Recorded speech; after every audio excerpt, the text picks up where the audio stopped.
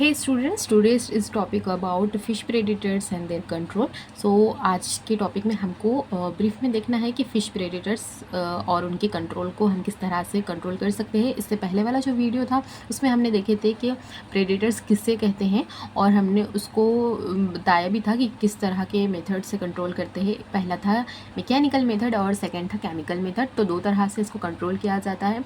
और अगर आपने पहले वाला वीडियो नहीं देखा तो पहले आप वो देखिए ताकि आपको एक आइडिया आ जाए कि किस प्रेडेटर्स को कौन कौन से मेथड से कंट्रोल किया जाता है। तो स्टार्ट करते हैं फर्स्ट पॉइंट में। यहाँ पे हमने ब्रीफ में देखना है, ओके, जो हमारे एग्जाम के पॉइंट ऑफ व्यू से वो। तो स्टार्ट करते हैं फर्स्ट पॉइंट से। The fishes are receivers in habit but economically importants are called predatory fishes. जो फिशेस होते हैं वो जो प्रेडेटरी फिशेस होते हैं वो होते हैं पिसीवरस, मतलब कि फिश पे फीड करने वाले। ओके, तो पिसीवरस उस ऑर्गेनिज्म को कहा जाता है जो क्या करता है, फिश को फीड करता है। जिस तरह से हर्बीवरस, कार्निवरस, ओमनिवरस होते हैं उसी तरह से पिसीवरस भी होते हैं। ओके, तो अब इनका जो होता है इकोनॉमिकली इंपॉर्टेंट होता है, बट ये क्या करते हैं, फिश को इंटेक कर लेते हैं, इसीलिए इनको हम प्रेडेटर बोलेंगे। ओके, तो predatory fishes which commonly occurs in nursery and rearing ponds are Clarias, Wallago, Channa, singhi, Notopterus and heteropterus are etcetera. तो ये जो है हमारे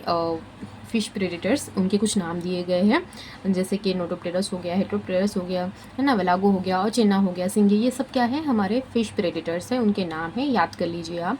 और जो फिश प्रेडेटर्स होते हैं वो आपको कोई भी पॉन्ड में आपको मतलब कॉमनली प्रेजेंट होते ही है, जैसे कि नर्सरी पॉन्ड होगा, रियरिंग पॉन्ड होगा, स्टॉकिंग पॉन्ड होगा, उसमें है ना ये वाले फिश प्रेडेटर्स प्रेजेंट होते हैं। नेक्स्ट पॉइंट है some uneconomic small size piscivorous fishes that naturally occurs accidentally introduce in pond are called the weed fishes. कुछ ऐसे होते हैं जो जिसका इकोनॉमिक इंपॉर्टेंट उतना ज़्यादा नहीं होता। कुछ फिश प्रेडेटर्स ऐसे होते हैं जिनका इकोनॉमिक इंपॉर्टेंट उतना ज़्यादा नहीं होता, वो स्मॉल साइज़ के होते हैं, लेकिन बाई चांस वो क्या करते हैं, फ़िश को फीड करते हैं। ओके, तो वो हर जो पॉन्ड होता है वो कोई किसी भी तरह का वाटर बॉडी हो, चाहे रिवर हो, लेक हो, कोई भी हो वाटर बॉडी हो, तो वो पॉन्ड हो, उसमें वो फिश मतलब फिशेस मतलब प्रेडेटर्स होते ही है, तो उनको हम क्या बोलेंगे, वीट फिशेस बोलेंगे। जिस तरह से वीट प्लांट है ना हमारे, जैसा कि एक्वेटिक वीड्स हमने पढ़ा था फर्स्ट में स्टार्टिंग में, तो उसी तरह से ये इनको हम क्या बोलते हैं, वीट फिश। क्यों बोल रहे हैं, क्योंकि इनका कोई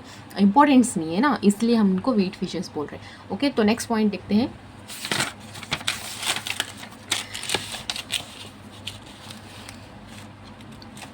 The commonly occurring weed fishes are Oxycaster, Ambitious, Chella, Zentodon and Puntius, Godocia and Colchia etcetera. ये कुछ है कॉमनली अकर्स वीट फिशेस, जो कि कहाँ होते हैं, वो पहले वाले जो हमने पढ़े थे वो क्या थे, प्रेडेटर्स थे। ये क्या है, वीट फिशेस है। ओके, याद रखना वीट फिशेस है, उनके नाम है।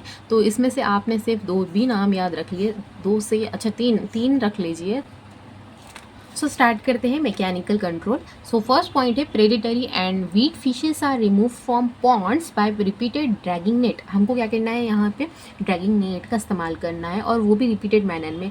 फर्स्ट हमने मतलब 2 से 3 दिन के बाद रिपीटिंग मैनर में हमको क्या करना है, ड्रैगिंग नेट आपको मिल जाती है, कोई भी अवेलेबल मार्केट में होता है ये ड्रैगिंग नेट। तो आपको ये लेना है और सारा के सारा जो पॉन्ड है वहाँ पर फैला देना है नेट को। और जैसे ही वो अंदर जाएगा, और जिस तरह से हमारे फिशेस कैच हो जाते हैं ना नेट में, इसी तरह से ये भी जो प्रेडेटर्स हैं वो कैच हो जाते हैं, फिर उनको पुल कर कर वहाँ से आप निकाल सकते हैं। नेक्स्ट पॉइंट है hooks and lines are used for the removal of a bottom dwellers such as singhi, magur and मरल। तो ये वाले जो है, जैसे कि मगर हो गया एंड मरल जो होगी, सिंगी होगी, ये एक तरह के प्रेडेटर्स हैं। ओके, तो अब ये जो प्रेडेटर्स होते हैं वो थोड़ा बॉटम में होते हैं वाटर बॉडी के, तो इसीलिए इनको निकालने के लिए हम हुस्का एंड लाइन्स का इस्तेमाल करते हैं ना।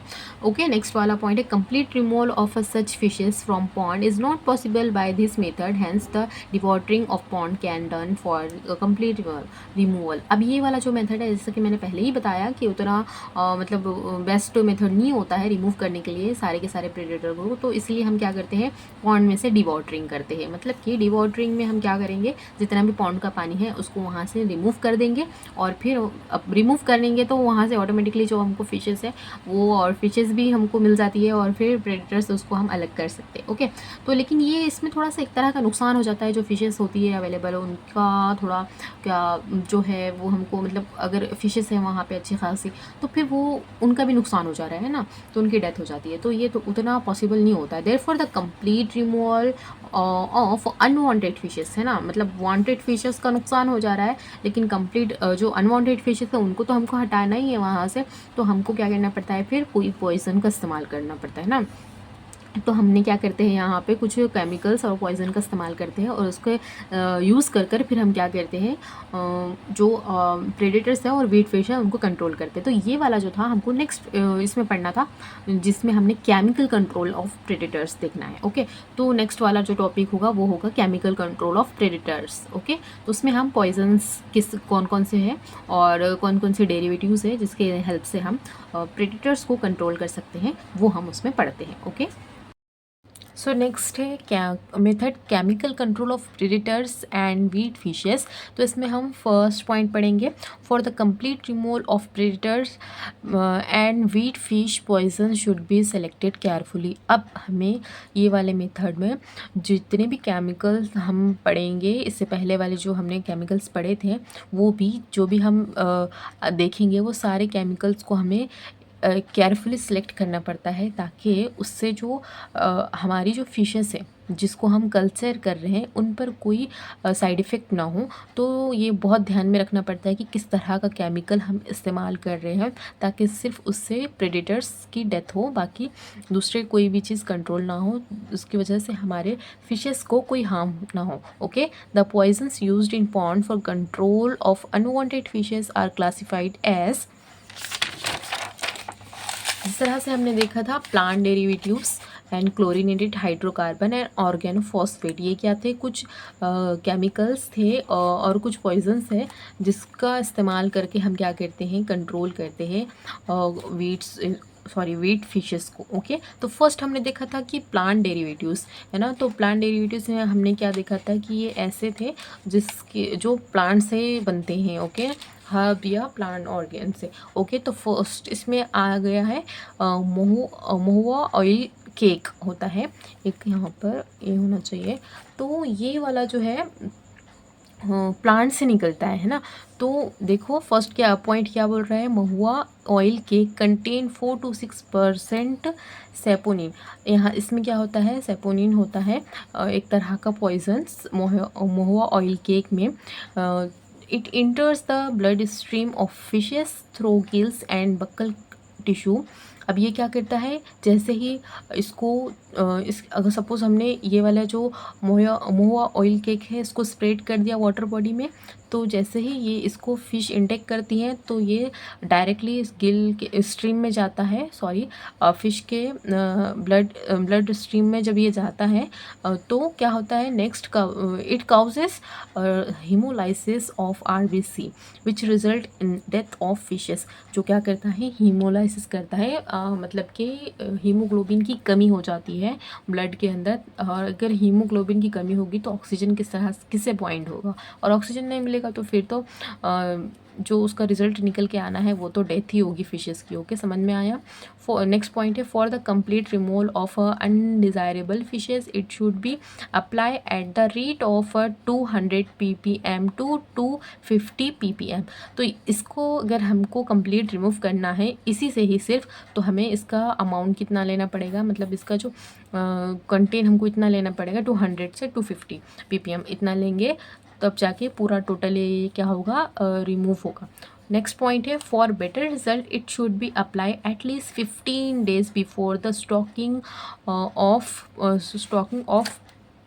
Pond with a carp seeds. तो क्या बोल रहा है कि अगर हमको इससे अच्छा रिजल्ट चाहिए तो हमको एटलीस्ट 15 days पहले स्टॉकिंग पॉन्ड में इसका का मतलब छिड़काव करना चाहिए, ताकि पहले से ही हम क्या करें, हमारी जो पॉन्ड है उसको प्रिपेयर कर सके और उसमें जो जितने भी प्रेडिटर्स हैं वो सारे के सारे ख़त्म हो ना। अब कोई सपोज़ कोई एक पॉन्ड है और उसमें हमको क्या करना है, कल्चर करना है कोई भी हमारे इंडियन मेजर कार्प्स को, तो हम क्या करते हैं कि उस पॉन्ड में ये अगर हमने डाल दिया तो पहले ही जो फिशेस है, एक प्रेडेटर्स है, वो सारे क्या हो जाएंगे, डेथ हो जाएंगी। फिर हम वहाँ पर फिश सीड डाल देते हैं।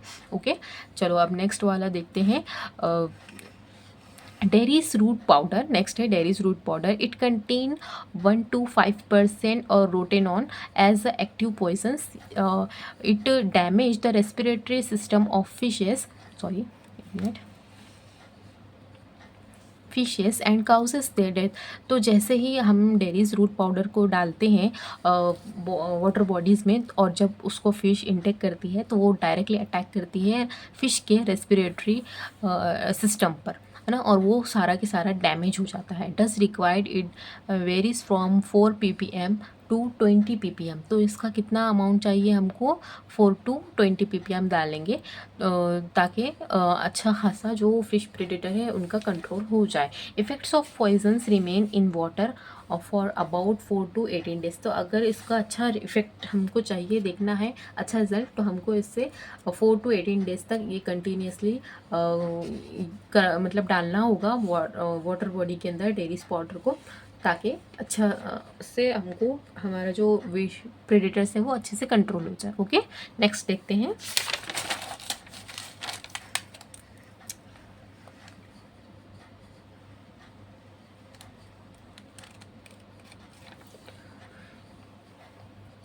Hence it should be applied at least 3 week। तो कितना हमको करना है, इसको 3 week तक अप्लाई करना है अच्छे रिजल्ट के लिए। नेक्स्ट है सीड कर्नल्स ऑफ कॉटन टिग्लियम। तो ये जो है हमारा नेक्स्ट वाला प्लांट डेरिवेटिव्स है, पॉइजन है।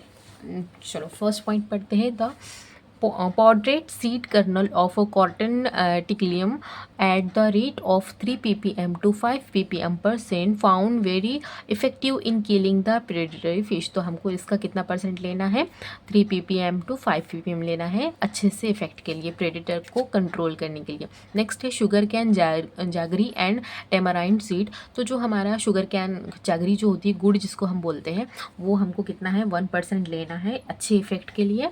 एंड टेमराइंड सीड जो हुस्क होता है, मतलब कि जो इमली के जो सीड होते हैं उसका पाउडर बनाकर हमको क्या करना है, एट 5 to 10 mg पर litre of water killed predatory fishes specially चन्ना। तो ये हमको कितना लेना है, हमको क्या इसका जो सीड पाउडर होता है, सीड का जो पाउडर होता है उसको हमको क्या करना है, अच्छे से ग्राम में मिलीग्राम में लेना है हमको। और अगर हम 5 to 10 मिलीग्राम में 1 लीटर में डालेंगे इतना, तो ये क्या होगा, अच्छा सा खासा इफेक्ट होगा कंट्रोल करने के लिए फिश प्रेडेटर। और स्पेशली कौन सा स्पेसिस बता रहा है यहाँ पे, चन्ना को बता रहा है। ओके, नेक्स्ट है टी सीड केक।